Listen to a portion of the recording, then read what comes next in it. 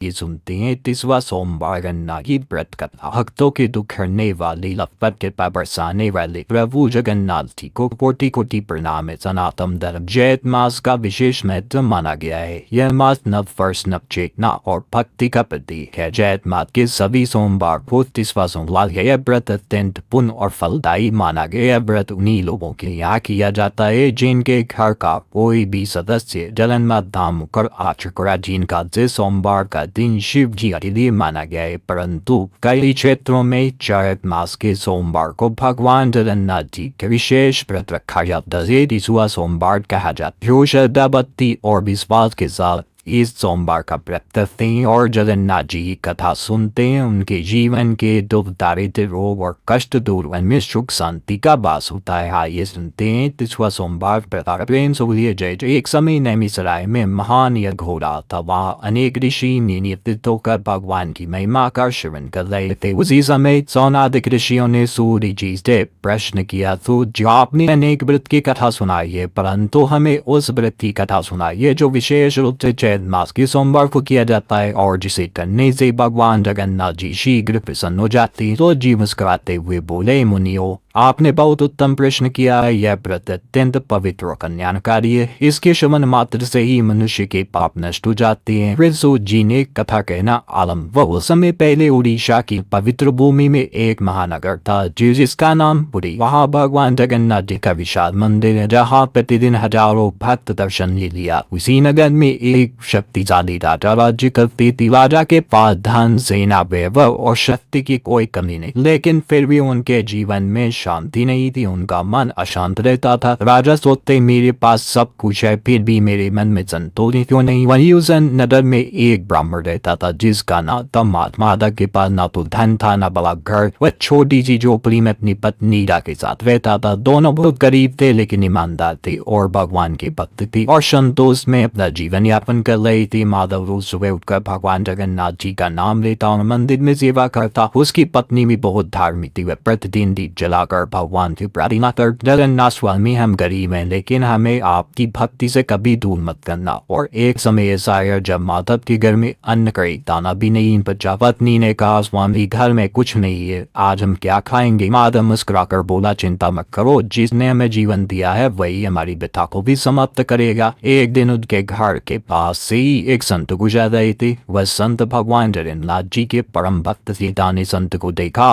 प्रणाम किया और विनम्रता से मारा, कृपया करके हमें कोई ऐसा व्रत उपाय बताएं जिससे हमारे जीवन के कष्ट संकट और दुख दरिद्रता दूर। संत मुस्कुराए और बोले, भी चैत मास के सोमवार को भगवान जगन्नाथ जी का वह सोमवार किया करो। यह व्रत अत्यंत चमत्कारी है। जो भी इसे श्रद्धा से करता है भगवान उसकी समस्त मनोकामनाओं को पूर्ण करते हैं। अब सीता ने पूछा, महाराज यह व्रत कैसे किया जाता है। संत ने विस्तार से बताया, चैत मास के सोमवार को व्रत स्नान करे, भगवान जगन्नाथ जी का पूजन करे, फल फूल प्रसाद अर्पित करें तथा कथा कहानी सुन के आरती करें, गरीबों को दान दें। संत ने कहा, जो भी ये व्रत करता है उसके जीवन से दुख दूर होते हैं। संत की बात सीता और माधव ने निश्चय किया वे भी चैत मास के सोमवार को यह व्रत करेंगे। चैत मास आया तो पहले सोमवार से दोनों ने प्रातः स्नान करके अपने घर को साफ सुथरा किया और भगवान जगन्नाथ की पूजा की। सीता ने मिट्टी से भगवान का छोटा सा स्वरूप बनाया और उसे सजाया। दोनों ने पूरे दिन उपवास रखा और कथा कहानी सुनी। कुछ दिनों बाद भगवान जगन्नाथ ने उनकी पत्नी की परीक्षा लेने का विचार किया। एक दिन ये एक वृद्ध भिखारी के रूप धारण करके भगवान जगन्नाथ उनकी परीक्षा लेने आए और उनके घर पे भोजन मांगा। वो दिन उनके जन्म में बहुत कम भोजन था, फिर भी सीता ने सारा भोजन भिखारी को दे दिया। भिखारी ये देखकर बहुत प्रसन्न हुई और बोला, बेटी तुम्हारी भक्ति देखकर भगवान अवश्य प्रसन्न हो। माधव भगवान का नाम लेकर मंदिर चला गया। मंदिर में चमत्कार हुआ। मंदिर में उस दिन बहुत भीड़ थी। माधव मंदिर के कोने में बैठकर भगवान का ध्यान करने लगा। उसने हाथ जोड़कर कहा, हे प्रभु मैं धन नहीं चाहता, मैं केवल आपकी कृपा चाहता हूँ। उसी समय मंदिर के पुजारी ने घोषणा की कि मंदिर में सेवा के लिए एक ईमानदार व्यक्ति की आवश्यकता है। लोगों ने माधव की ओर इशारा किया। पुजारी ने उसे बुलाकर कहा, आज तो तुम मंदिर की सेवा करोगे। माधव ने विनम्रता से यह सेवा स्वीकार कर ली। धीरे धीरे किस्मत बदलती गई और माधव बहुत ईमानदार और श्रद्धा से मंदिर में सेवा करने लगा। मंदिर की साफ सफाई करता, दीप जलाता, भगवान के लिए वो व्यवस्था करता। उसकी सेवा देखकर पुजारी प्रसन्न हुआ और धीरे धीरे मंदिर में उसे वेतन मिलने लगा। कुछ समय में उसकी गरीबी कम होने लगी, घर में खुशहाली आ गई। कुछ वर्षों बाद माधव का घर खुशियों से भर गया और उसके घर में अन्न धन की जो कमी थी वो भी पूर्ण हो गई और घर में सुख समृद्धि आ गई। एक दिन राजा भ्रमण पर निकला, उन्होंने देखा कि माधव बहुत ही खुशहाल हो गया है। राजा को आश्चर्य हुआ, उन्होंने सोचा ये तो पहले बहुत गरीब था, इसके घर में इतनी समृद्धि कैसे आई। राजा ने माधव को दरबार में बुलाया और राजा माधव से बातचीत करती हुई, शाह माधव, कुछ वर्ष पहले तुम बहुत गरीब थे, अब तुम्हारे घर में इतनी खुशहाली कैसे आ गई। माधव ने हाथ जोड़कर उत्तर दिया, महाराज ये सब भगवान जगन्नाथ की कृपा है। राजा ने पूछा कि तुमने कौन सा उपाय किया। माधव बोला, महाराज मैंने दिवस चैत मास के सोमवार को 30वां सोमवार लिया और भगवान जगन्नाथ की भक्ति की, उसी सबसे ये सब हुआ है। तब ने जो व्रत किया उसकी विधि बताई। चैत मास के सोमवार को स्नान करें, भगवान जगन्नाथ जी का ध्यान करें, दिन भर उपवास रखें, शाम को दीप जलाकर कथा सुने, भगवान को गुड़ चावल और फल का भोग लगाए। इस दिन पूजन में गेहूं की बाली, सातमिया और देसू के फूल जरूर शामिल करें, इसलिए इसे 30वां सोमवार कहा जाता है। महाराज ने कहा यह व्रत बहुत सरल है, लेकिन हमने कहा इस व्रत को श्रद्धा और विश्वास से करना चाहिए। राजा ने उसका विश्वास किया और राजा ने निश्चय किया कि वह भी यह व्रत करेगा। चैत मास के सोमवार का दिन आया, राजा ने पूरी विधि विधान से व्रत किया। उस दिन गरीबों को भोजन कराया और भगवान जगन्नाथ की पूजा की। कुछ ही समय में राजा के जीवन में अद्भुत परिवर्तन हुआ। उसका मन जो शांत रहता था वो शांत रहने लगा, राज्य में सुख समृद्धि आई, प्रजा खुश रहने लगी और राज्य राज्य में सुख समृद्धि का माहौल बढ़ गया। राजा को समझ आ गया कि ये सब भगवान जगन्नाथ की कृपा से हुआ है। एक रात राजा को सपना आया, सपने भगवान जगन्नाथ प्रकट हुए और बोले, राजन तुमने बड़ी श्रद्धा से व्रत किया है, इसलिए मैं तुमसे प्रसन्न हूं, अपनी इच्छा अनुसार क्या मांगते हो। राजा ने हाथ जोड़कर कहा, प्रभु मुझे केवल आपकी भक्ति चाहिए। भगवान मुस्कुराए बोले, तुम्हारे राज्य में हमेशा सुख और समृद्धि बनी रहे, यह व्रत का फल है। जी बोले, मुनियो जो मनुष्य चैत मास के सोमवार को यह व्रत करता है और कथा को सुनता है उसे मनवांछित फल की प्राप्ति होती है, उसके घर में अन्न धन की कभी कमी नहीं और अंत में भगवान जगन्नाथ का धाम प्राप्त होता है। इस प्रकार भगवान जगन्नाथ जी की कृपा से गरीब ब्राह्मण में जीवन बदल गया। राजा को शांति प्राप्त हुई और पूरे राज्य में सुख समृद्धि फैल रही। से कहा जाता है जगन्नाथ जी की तख्ती में ही जगत की तख्ती है। जो भक्त श्रद्धा से ये व्रत करता है, कथा को सुनता है, भगवान की समस्त मनोकामना को पूर्ण करते हैं। चिंतन में सुदामा नाम का एक अत्यंत गरीब ब्राह्मण था। गरीबी और दुखी होने के कारण लोगों से इसने सुना था कि भगवान जगन्नाथ जी के दर्शन करने से सभी मनोरथ पूर्ण होते हैं, इसलिए सुदामा ने जगन्नाथ व्रत और जगन्नाथ धाम का निश्चय किया। घर में ब्राह्मणी को समझाकर थोड़ी सी चावल लेकर सुदामा जी जगन्नाथ धाम गए। जगन्नाथ धाम का रास्ता पूछते पूछते यात्रा आरंभ की। कई महीने बीत गए, इसी बीच सुदामा ने कई दुखी प्राणियों से साक्षात्कार किया। सभी ने जगन्नाथ धाम जाने की बात जानकर सुदामा जी से प्रार्थना की कि हे महाराज श्री जगन्नाथ स्वामी से हमारे दुखों को भी हरने की प्रार्थना करना। इन सभी दुखी प्राणियों में बाज से बना हाथी, आम का वृक्ष, रमाने वाली गाय का बछड़ा, ताल तलैया और तपती रेत का कछुआ आदि थी। इन सभी ने अपनी व्यथा श्री सुदामा जी से कही। आखिरी ने कहा कि मेरे जीवन में तो बंधे बंधे ही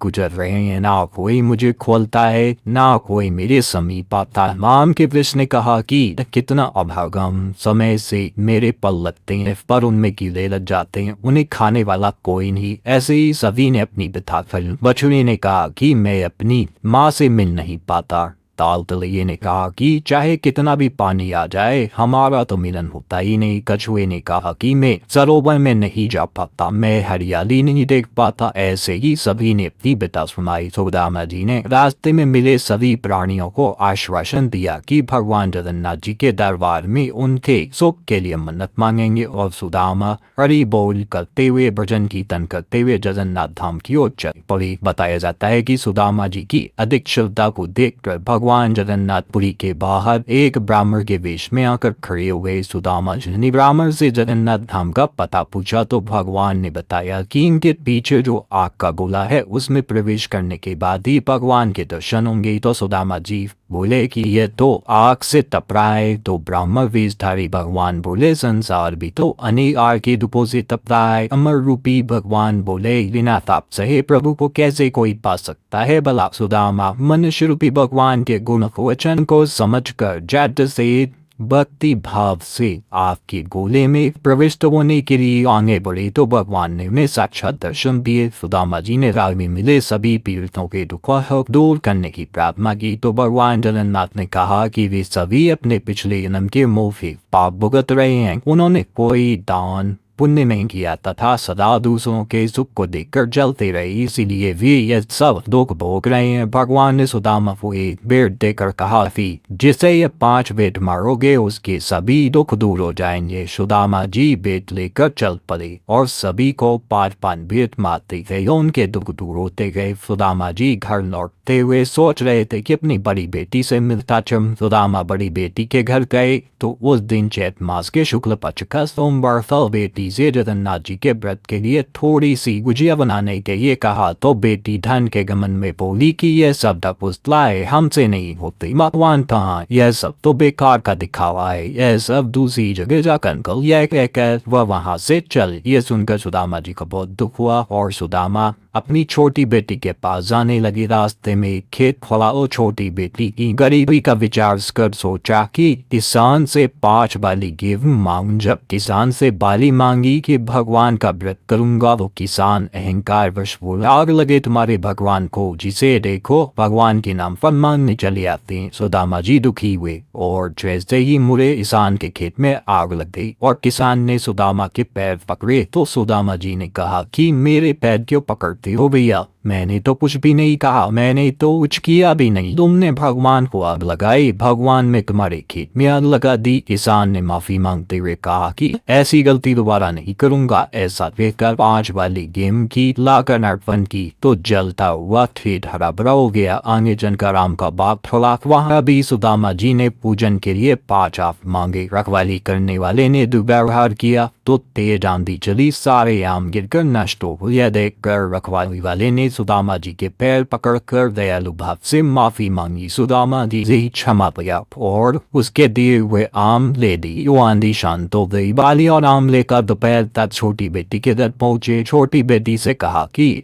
आज विश्व सोमवार का मेरा व्रत है, घर को गोबर से ही कर चौका लगा तो मैं नित्य कर्म से निवृत्त होकर आता हूँ। कुछ सामग्री होगी, उसी सामग्री से भगवान जगन्नाथ जी का व्रत करूंगा। छोटी बेटी प्रसन्न होकर गोबर का चौका लगाया और गरीबी का विचार करते हुए साहूकार के पास गई और अपने बेटे को गिरवी रखकर गुड़ धनिया और गुजिया आदि बनाकर सुदामा जी के साथ भक्ति पूर्वक व्रत किया, कथा सुनी। जो ही कथा समाप्त हुई बंधक बना लड़का प्रसाद मांगने आ गया। बेटे को देखकर बेटी नाराज होकर बोली, तू यहाँ कैसे आया, तुझे तो मैं साहूकार के पास गिरवी रख कर आई थी। इस पर बेटा बोला, आपने ही तो बुलाया था। एक बूढ़े बाबा आए और साहूकार को पैसे देकर बोले कि इसे इसकी माँ ने बुलाया है, इसे यहाँ से जाने दो। सो में चला आया। सुदामा जी की बेटी ये सुनकर बहुत प्रसन्न हुई। उधर सुदामा जब अपने घर पहुंचे वहाँ उतिया की जगह महल था। ब्राह्मणी जो गरीबी से मुरझाई हुई थी और न आभूषणों से लदी हुई थी। सुदामा जी यह देखकर मन ही मन प्रसन्न हुए और उन्होंने निश्चय किया कि भगवान जगन्नाथ जी की कृपा से मुझे ये सब प्राप्त हुआ है। फिर सुदामा जी जगन्नाथ जी के नाम पर भंडारा कराया और सभी लोगों को भोजन खिलाया। उधर सुदामा ने सुना कि एक औरत रोते हुए आ रही और कर सुदामा जी ने देखा तो बड़ी बेटी सुदामा जी ने कहा कि बेटी क्या हुआ। बड़ी बेटी बोली, पिताजी जब से आप हमारे यहाँ से गए हैं जाने किस कोप के कारण सब धन संपत्ति नष्ट हो गई, मैं बहुत दुखी हूँ। सुदामा जी ने उसे सांत्वना दी और कहा, जगन्नाथ जी से क्षमा याचना करो, मेरी बेटी ने आपका भोग का प्रसाद बनाने में अनदेखा किया था, इसे क्षमा करिए। तो आपका भंडारा है, इसमें कोई भी भूखा ना जा सके। तो भगवान जगन्नाथ ने उसकी बेटी को क्षमा कर दिया और कहा कि अगर यह मेरा व्रत करेगी तो इसके सभी पाप नष्ट होंगे तथा भगवान जगन्नाथ के व्रत से वह सुखी हो। तो तभी से भगवान जगन्नाथ जी का व्रत शुरू हो गया। इस व्रत को करने से अन्न धन हर प्रकार की सुख समृद्धि प्राप्त होती है। मान्यता है कि चैत मास के शुक्ल पक्ष से शुरू होने वाले इस व्रत को जो भी श्रद्धालु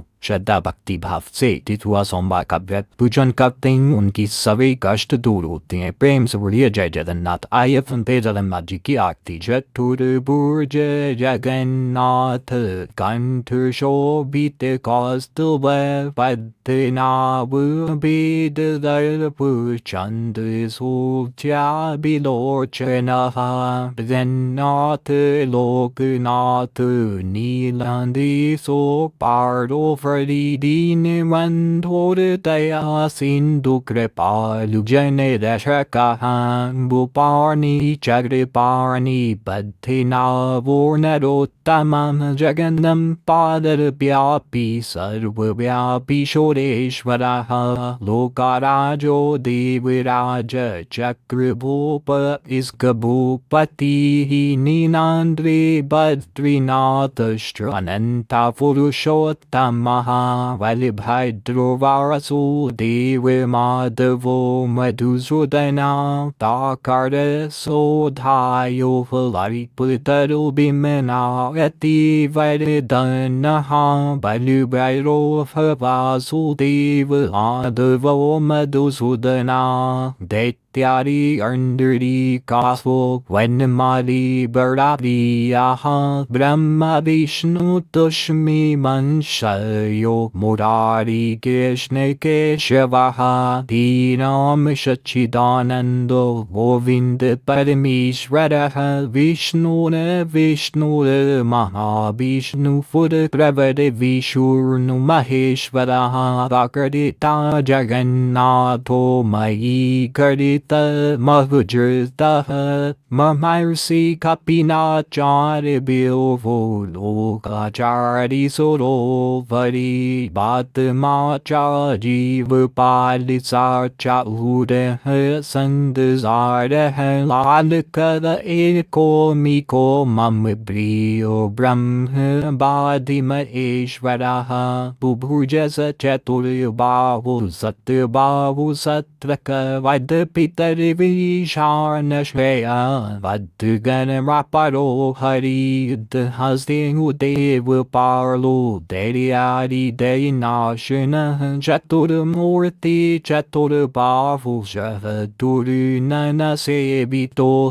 पद्महरो कृपाणि शङ्खहस्तो गदाधरः ममा वैकुण्ठवासी सो जो लक्ष्मी प्रीतिवरं सदा नाथ महानाथ शरणमा करु सदा जगन्नाथ महानाथ शरणमा कुरु सदा।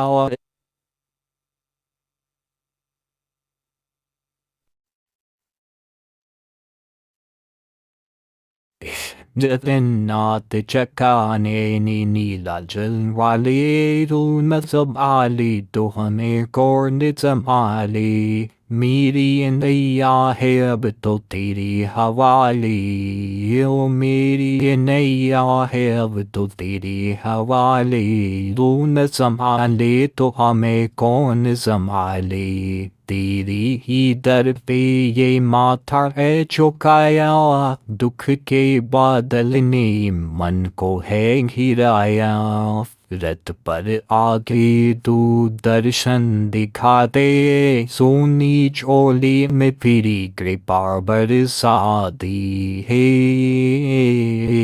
जगन्नाथ चकारने जब भी संकट ने मुझको है सताया तेरा ही नाम मैंने हर पल में गाया तेरे चरणों में अब चैन मैं पाऊं तेरी भक्ति में जीवन बिताऊं जगन्नाथ चकारनैन जगन्नाथ चकारनैन निरंजन वाले तू न संभाले तो हमें कौन संभाले वो मेरी नैया है अब तो तेरी हवाले मेरी नैया है अब तो तेरी हवाले तू न संभाले तो हमें कौन संभाले। इस प्रकार तिथुआ सोमवार व्रत कथा जगन्नाथ स्तुति सहित बपूर्ण हुई। यदि हमारी स्तुति पसंद आई तो लाइक सब्सक्राइब करें।